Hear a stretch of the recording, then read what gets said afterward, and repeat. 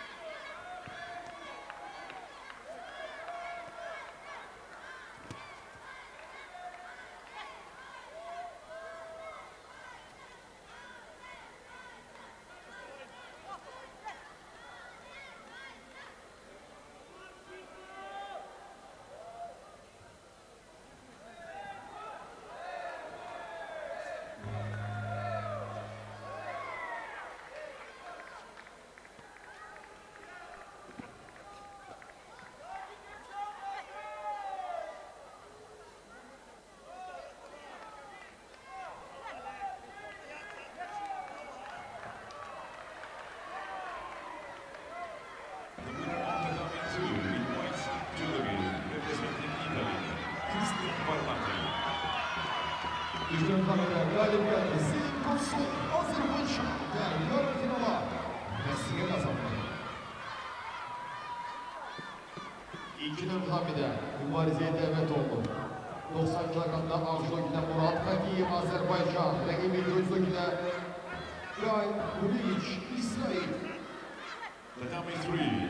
Next contest, repechage, women over 78 kilo. In white judogi from Georgia, Sofos Okhishvili. In blue judogi from Turkey, Sevile Akbulut.